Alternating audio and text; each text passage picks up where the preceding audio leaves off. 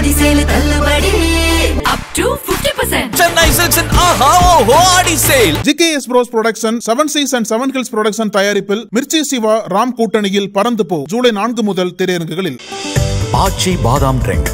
ஆச்சி பாதாம் ட்ரிங்க் ஒன்னு வாங்குனா ஒன்னு ஃப்ரீ. எல்லாரும் வாழ்க்கையிலேயே வழக்கு இருக்கும், ஆனா வழக்கே வாழ்க்கையா இருக்கிறது இவரை மாதிரி ஆளால தான் பார்க்க முடியும்.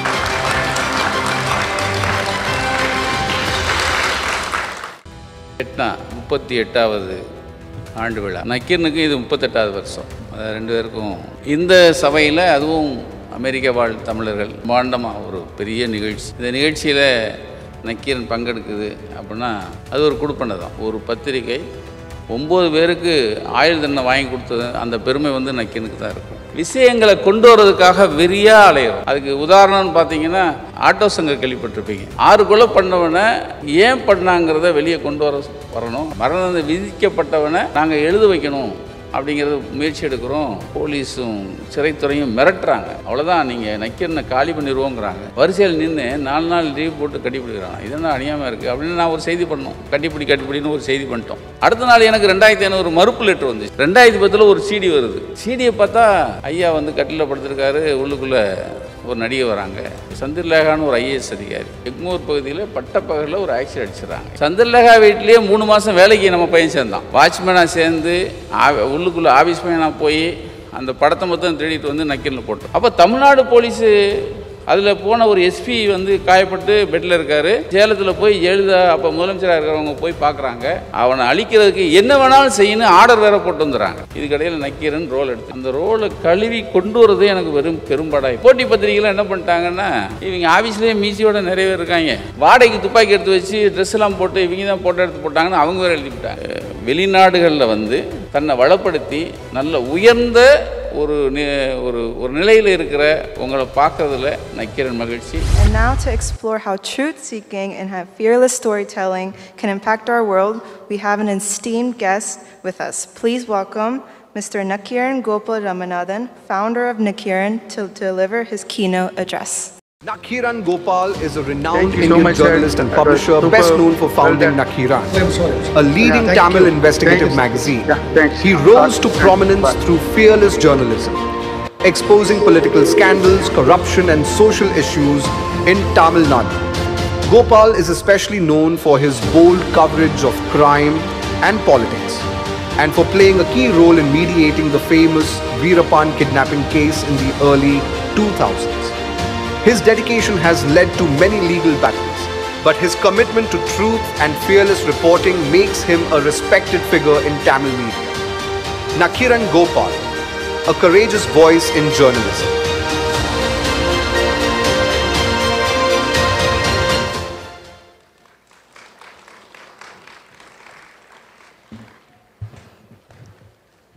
எல்லாருக்கும் வணக்கம். எட்னா 38வது ஆண்டு விழா. நக்கீரனுக்கு இது 38வது வருஷம். ரெண்டு பேருக்கும் ஒரு ஒற்றுமை. ரொம்ப சந்தோஷமாக இருக்குது. பெட்னாவில் வந்து நக்கீரன் பங்கெடுக்குதுன்னா அதுக்கு நாங்கள் கொடுத்த விலை ஜாஸ்தி, ரொம்ப விலை கொடுத்துட்டோம். நான் வந்து காசை சொல்லலை. இந்த சபையில், அதுவும் அமெரிக்க வாழ் தமிழர்கள் இவ்வளவு பிரம்மாண்டமாக ஒரு பெரிய நிகழ்ச்சி. இந்த நிகழ்ச்சியில் நக்கீரன் பங்கெடுக்குது அப்படின்னா அது ஒரு குடுப்பனை தான். எனக்கு கொடுத்துருக்க நேரம் கம்மி. நம்மளை வந்து ஒரு கடலை கொண்டு போய் ஒரு சின்ன செம்புக்குள்ளே வைக்கிற மாதிரி எனக்கு டைட்டில். ஜேர்னலிசம், அட்வென்ச்சர் ஜேர்னலிசம்னு சொல்லியிருக்காங்க. எனக்கு நிறைய வெளியே கொண்டு வந்திருக்கோம். என் மூஞ்சை பார்த்தா வீரப்பன் ஞாபகம் வரும் எல்லாருக்கும். அது பின்னாடி வேறு டேட் டெவில் இன்வெஸ்டிகேஷன். அதாவது டேபிள் ஜேர்னலிசம் இருந்த காலத்தில் நாம் வந்து அடுத்த கட்டமாக இன்வெஸ்டிகேட் ஜேர்னலிசம், அதாவது ஒரு இடத்துக்கு போய் உயிரை பணைய வச்சு கொண்டு வரணும் அப்படிங்கிறதுல தான் நாங்கள் வந்து அது ஒரு குறிக்கோளை வச்சுக்கிட்டோம். அதுதான் நான் முதல்ல சொன்ன மாதிரி கொடுத்த விலை ஜாஸ்தி. இப்போ லேட்டஸ்ட்டாக ஒரு விஷயம் கேள்விப்பட்டிருப்பீங்க, பொள்ளாச்சி கேள்விப்பட்டிருப்பீங்க. பொள்ளாச்சி ஒரு பத்திரிக்கை இந்தியாவில் ஒரு பத்திரிகை 9 பேருக்கு ஆயுள் தண்டனை வாங்கி கொடுத்தது அந்த பெருமை வந்து நக்கீரனுக்கு தான் இருக்கும். ஏன்னா 9 பேருக்கு இப்போ கீழே இருக்கும்போது எல்லாருமே அந்த இன்வெஸ்டிகேஷனை சொல்லுங்கள், இந்த இன்வெஸ்டிகேஷன் சொல்லுங்கள் அப்படின்னா எல்லாம் சொல்கிறதுக்கு நேரம் இல்லை. ஆனால் மக்களுக்கான பிரச்சனையை நீங்கள் வந்து வெளிக்கொண்டு வருவதில் நக்கீரன் வந்து முதன்மையாக இருக்குது. அது முக்கியமாக நீங்கள் வீரப்பனை நாங்கள் கையில் எடுத்ததுக்கு காரணமே அந்த காட்டில் வந்து கிட்டத்தட்ட 16,000 ஸ்கொயர் மீட்டர் காடு, ஸ்கொயர் கிலோமீட்டர் காடு, 6 லட்சம் மக்கள் அங்கே வாழ்ந்துட்டுருக்காங்க. அவங்களுக்கு ஒரு பிரச்சனைனா சாதாரண பிரச்சனை இல்லை. அது வீரப்பனை தேடி சென்ற போலீஸ்காரங்களாலும் காட்டிலாக்கா அதிகாரிகளாலும் அவங்களுக்கு ஏற்பட்ட துன்பத்தை நம்ம வெளிக்கொண்டு வர்றதுக்காக தான் முதல்ல உள்ளே போகணும். அதுக்கப்புறம் தான் வீரப்பன் தூது, அவனை பார்த்ததுக்காக எனக்கு வழக்கு, இப்படி நிறைய அப்படியே போச்சு கடைசியில். ஆனால் அந்த மக்களுக்கு ஒரு நிம்மதியை தேடி தந்தோம். அது வந்து ரொம்ப நக்கீரன் வந்து பெரிய அப்பா வந்து ஹைவேஸில் பியூனாக வேலை பார்த்தவங்க. எங்கள் அப்பா ஒரு 10 மூடை இருக்குது, இதில் ஒரு மூடை எடுத்துகிட்டு போய் நாட்டை போய் திருத்திட்டு வாழலாம் என்னை அனுப்பலை. நக்கீரனுடைய இன்வெஸ்ட்மெண்ட்டே வெறும் 4,000 ரூபா தான். ஆனால் தைரியங்கிற ஒரே அடிஷ்னலான ஒரு இன்வெஸ்ட்மெண்ட்டை வச்சு தான் நாங்கள் வந்து உள்ளே வந்தோம். நக்கீரன் கிடச்சிது. நக்கீரன் கிடச்ச பிறகு நக்கீரனாக வாழ்கிறதுக்கு இன்றைக்கி வரைக்கும் கஷ்டப்பட்டுருக்கோம். ஒரு சின்ன கதை சொல்லுவாங்க, அதாவது ஒரு கதை தான். ஒரு அரண்மனையில் ஒரு எலி புகுந்துருச்சு. எலி புகுந்த உடனே ராஜாவும் ராணியும் அல்லாடுறாங்க. அந்த எலியை எப்படியாவது பிடிச்சோடனே இளவரசன் என்ன பண்ணுறாரு, அந்த பக்கத்தில் இருக்கிற அந்த எலியெல்லாம் பூனையெல்லாம் கொண்டு வந்து பிடிக்க ஒன்றும் பார்க்குறாரு. அது பிடிக்க முடியல. பாரசீகத்துலேருந்துலாம் பூனை கொண்டு வராங்க. அது அழகழகாக பூனை இருக்குமாமே, அதெல்லாம் வந்து பார்க்குறாங்க. அந்த பூனை அதாலையும் பிடிக்க முடியல. இதை பார்த்துட்டு இருந்த ஒரு காவல்காரன் வந்து மந்திரிகிட்ட சொல்கிறான், ஐயா நான் முயற்சி பண்ணவா எலியை பிடிக்கணும். மந்திரி வந்து திட்டுறான், வெளியே போ, நீ முதல்ல காவல் காக்கிற வேலையை பாரு அப்படின்னு. அப்போது அந்த ராணி பார்த்துட்றாங்க. ராணி பார்த்துட்டு என்ன சொல்கிறாரு அப்படின்னு, இல்லை நான் பிடிக்கிறேன்னு சொல்கிறாரு.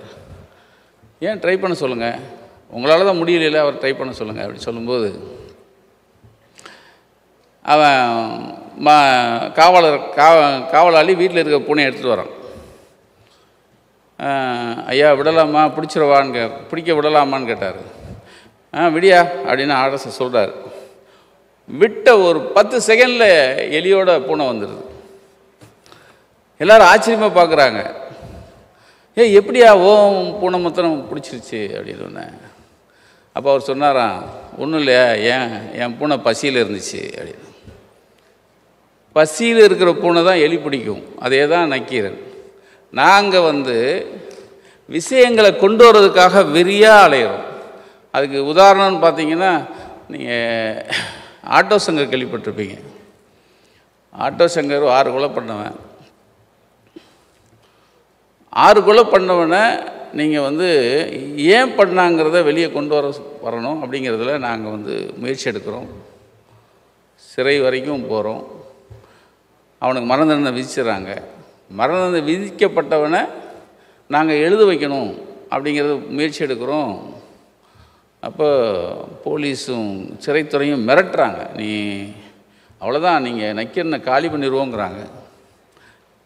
நாங்கள் மீறி சுப்ரீம் கோர்ட் வரைக்கும் போய் ஒரு நல்ல ஒரு ஆணை வாங்கி ஆட்டோ சங்கரை எழுத வச்சோம். எழுத வச்ச பிறகு தான் அத்தனை முகத்திலையும் கிழிஞ்சது. அதே மாதிரி தான் கேள்விப்பட்டிருப்பீங்க, நித்யானந்தா கேள்விப்பட்டிருப்பீங்க. நித்யானந்தா நீங்கள் நாட்டை விட்டு அனுப்புனதோடைய பெருமை நமக்கு தான். அது என்னென்னா, ஒரு 2008 இருக்கும். அப்போது எனக்கு ஒரு ஒரு ஃபோன் வருது. இந்த மாதிரி ஒரு கல்லூரியில் ஒரு சாமியார் வரான், இருக்கிற பொம்பளை பிள்ளையெல்லாம் கட்டி பிடிச்சி ஆசீர்வாதம் தரான் அப்படின்னு சொல்கிறாங்க.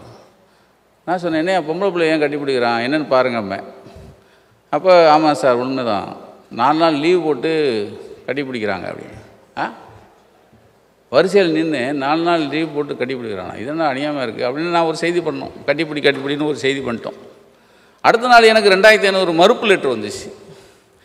சரி, எப்போ அவனுக்கு கீழே இருக்கிறவன்ட்ட ஒரு பேட்டி எடுத்து போட்டுருங்கன்னு விட்டேன். 2010 ஒரு சிடி வருது. சிடியை பார்த்தா ஐயா வந்து கட்டிலில் படுத்திருக்காரு, உள்ளுக்குள்ளே ஒரு நடிகை வராங்க. இவன் தானே அன்றைக்கி 2500 மறுப்பு எழுதினவன், அவனை நடிகை உள்ளே போகிறாங்க அப்படின்னு அதை இஷ்யூவை பெருசாக்கணும், பெருசாக வெளியே கொண்டு வந்தோம். அதுக்கப்புறம் அவன் ஏன் மேலே போட்ட வழக்கே நிறைய. ஆனால் இன்றைக்கி இது மாதிரி சந்திரலேகா ஆக்சிடென்ட் கேள்விப்பட்டிருப்பீங்க. சந்திரலேகான்னு ஒரு ஐஏஎஸ் அதிகாரி பட்டப்பகலில்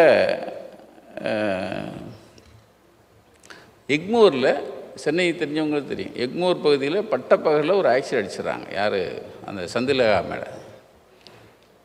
எங்களுக்கு என்னென்னா, பட்டப்பகலில் ஒருத்தர் மேலே ஆக்சிடென்ட் அடிக்கிறாங்கன்னா சாதாரண விஷயம் இல்லை. ஏதோ ஒரு பெண் ஐஏஎஸ், அது கொஞ்சம் அழகான மூஞ்சி வேறு.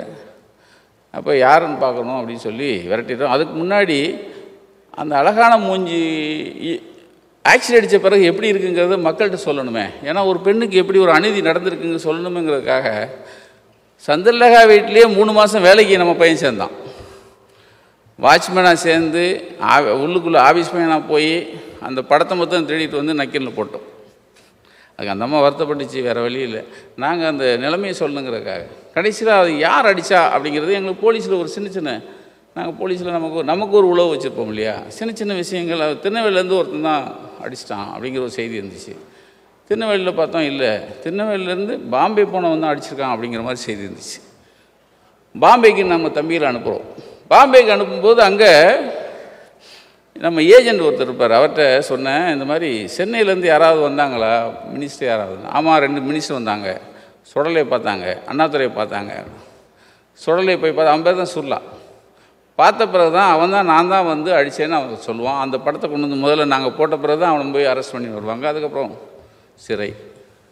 ஆக இது நான் போகிற போக்கில் சொல்கிறேன்னே ஒழிய இதுக்கு எடுத்துக்கிட்ட காலம், இதுக்கு எடுத்துக்கிட்ட சிரத்தைங்கிறது ரொம்ப பெருசாக இருக்கும். அப்படித்தான் வீரப்பன். நீங்கள் ஒரு ஒரு ஒரு டிஎஃப்ஓவை கழுத்தை வெட்டி கழுதையில் அனுப்புகிறான் 1990. அப்போ எல்லோரும் பத்திரிக்கையெல்லாம் பார்க்குறோம். நான் ஒரு பேசிக்கலாக ஒரு லேஅவுட் ஆர்டிஸ்ட். கழுதையில் அனுப்புகிறான். என்னையே அது அநியாயமாக இருக்குது அப்படின்னு. வீரப்பன் படம் ஒருத்தன் காச நோயில் சஃபாரி சூட்டில் ஒருத்தன் இப்படி இருப்பான், கையை கட்டிட்டு. அந்த ஃபோட்டோ தான் இவன் தான் வீரப்பன் கொடுத்துருந்தாங்க. சரி, நாங்கள் அட்டைப்படம் பண்ணோம். கொஞ்ச நாள் ஆச்சு. தலையை மாத்திரம் அனுப்புகிறான். அதே அட்டைப்படம், அதே மாதிரி தான் படம் கொடுத்தாங்க. இப்போ இவனை கொன்னதுக்காக கர்நாடகாவிலேருந்து ஒரு 4 பட்டாலியன் போலீஸ் உள்ளே போகுது, ஒரு எஸ்பி தலைமையில். கொஞ்ச நாளில் 6 பேர் செத்துட்டாங்க. வீரப்பனுடைய வெறியாட்டம், 6 போலீஸ்காரர்கள் கொல்லப்பட்டார்கள் அப்படின்னு சொல்லி செய்தி வருது. ஆனால் உண்மையை போய் பார்த்தா 40 பேரை கொண்டிருக்கான். அவன்கிட்ட இருக்கிற வெப்பன் பூராமே அந்த சண்டையில் அவன் எடுத்த வெப்பனை பூரா அவன் கையில் எடுத்துகிட்டு போயிட்டான். இது பூரா போலீஸ் மறைக்குது. ஏன் அநியாயமாக இருக்குது. ஒருத்தர் 40 பேரை கொண்டிருக்கான்னா உண்மையிலே அவன் எப்படி இருப்பான்னு நான் சொல்லி ஆகணும்னு சொல்லி நான் அந்த பகுதியில் இருக்கிற நிருபர்கள்லாம் சொல்கிறோம். ஏப்ரல் 1ஆம் தேதி சட்டமன்றம். அப்போ ஜெயலலிதா முதலமைச்சராக இருக்காங்க. செங்கோட்டையன் காட்டிலாக்கா பார்க்குறாரு. அவர் சொல்கிறாரு, வீரப்பனை பற்றி கேள்வி வரையில் வீரப்பன் எங்கள் தேடுதல் வேட்டைக்கு பயந்து பாம்பே பக்கம் ஓடிட்டான் அப்படின்னு சொல்கிறாங்க. 7ஆம் தேதி ஏப்ரல் 7 1993 அவன் ஒரு 22 பேரை பாம் பிளாஸ் வச்சு அடிக்கிறான், கொல்றான். இப்போ நக்கீரனுக்கு ஒரு பெரிய வாய்ப்பு இருக்குது. ஏப்ரல் 1ஆம் தேதி செங்கோட்டையன் சொன்னது உண்மையாக இருந்தால் இது வீரப்பன் இருக்கக்கூடாது. இப்போ இது வீரப்பன் தான் கொண்டான்னு சொன்னால் ஏப்ரல் 1ஆம் தேதி ஜெயலலிதா தலைமையில் செங்கோட்டையன் சொன்னது பொய்யா இருக்கணும். இப்போ இந்த பொய்யை ப்ரூவ் பண்ணணும். அதுதான் நக்கீரன் கிடைச்ச மிகப்பெரிய வாய்ப்பு. அப்போ நாங்கள் உள்ளே போகிறோம். காடு மேடு அலைஞ்சி வீரப்பனை படம் எடுத்தாச்சு. எடுத்துகிட்டு ஒருத்தர் வராரு.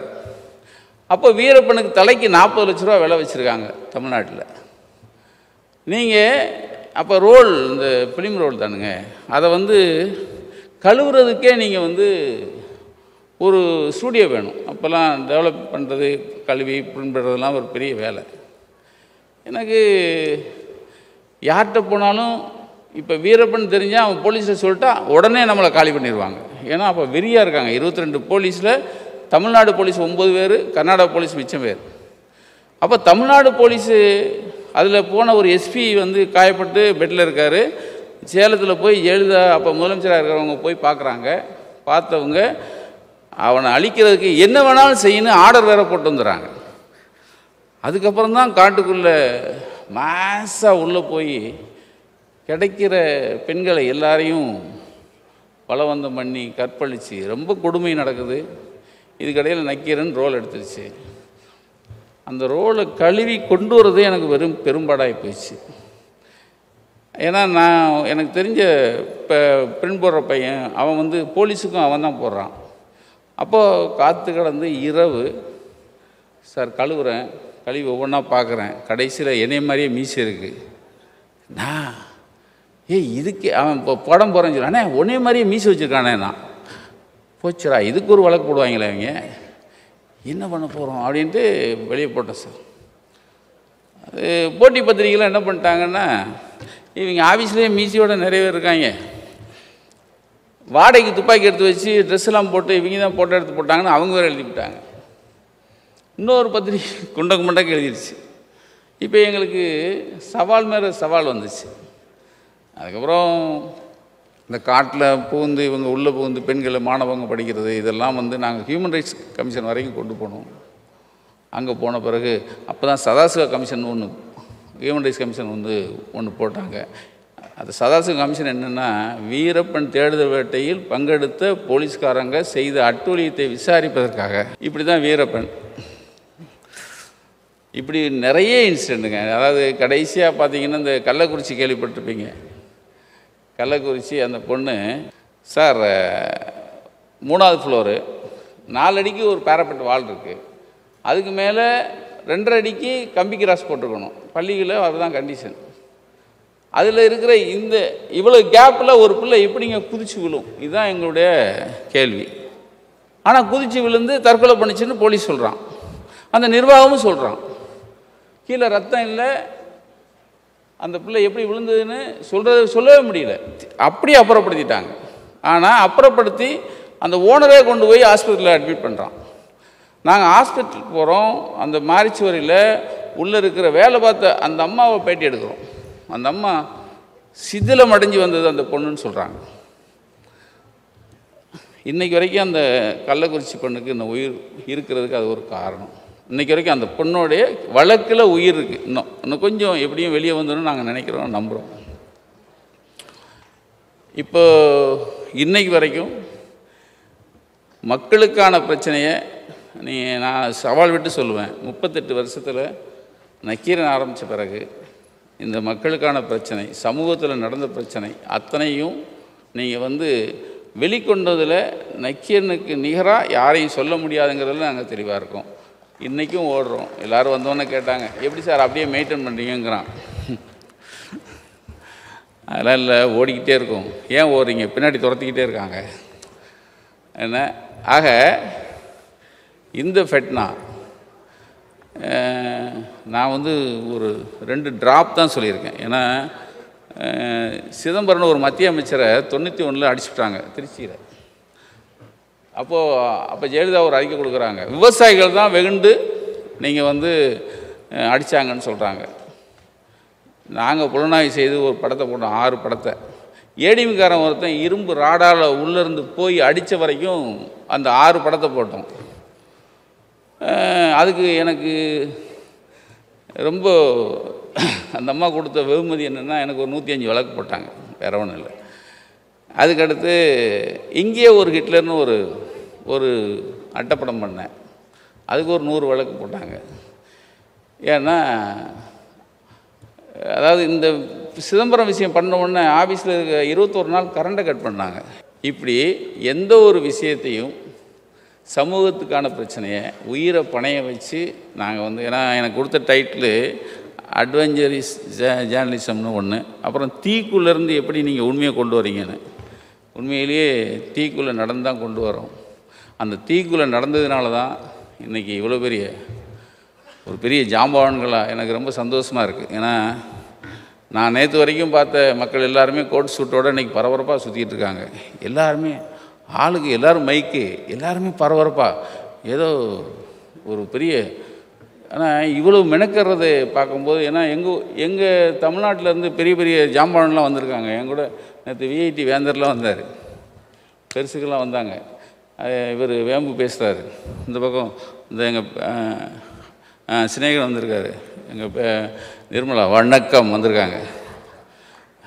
எல்லாருக்கும் இந்த வாய்ப்புக்கு நன்றி. ஏன்னா உண்மையிலே வெளிநாடுகளில் வந்து தன்னை வளப்படுத்தி நல்ல உயர்ந்த ஒரு நிலையில் இருக்கிற உங்களை பார்க்குறதுல நக்கீரன் மகிழ்ச்சி. இந்த வாய்ப்பை நக்கீரன் கொடுத்தமைக்கு மீண்டும் மீண்டும் மீண்டும் வணக்கமும் வாழ்த்துக்களும். நன்றி.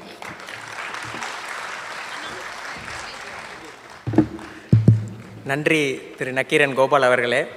எல்லாரும் வாழ்க்கையிலேயும் வழக்கு இருக்கும், ஆனால் வழக்கே வாழ்க்கையாக இருக்கிறது இவரை மாதிரி ஆளால் தான் பார்க்க முடியும். அப்படி இருந்தாலும் நெஞ்சுரத்தோடு சமூக நீதிக்காக பாடுபட்டு இருக்காரு. அவருக்கு வந்து விருது வழங்குறதுக்காக மகேந்திரன் சுந்தர்ராஜ், ஃபெட்னா கோச்சர், ஆனந்த் செல்வராஜ், தமிழ் சங்கம் ஆஃப் கரோலினா வைஸ் பிரசிடென்ட், அப்புறம் கார்த்திகா ஜெகதீஸ்வரன், டைரக்டர் ஆஃப் தமிழ் சங்கம் ஆஃப் கரோலினா. எல்லாம் கொஞ்சம் நல்லா கைதட்டுங்க.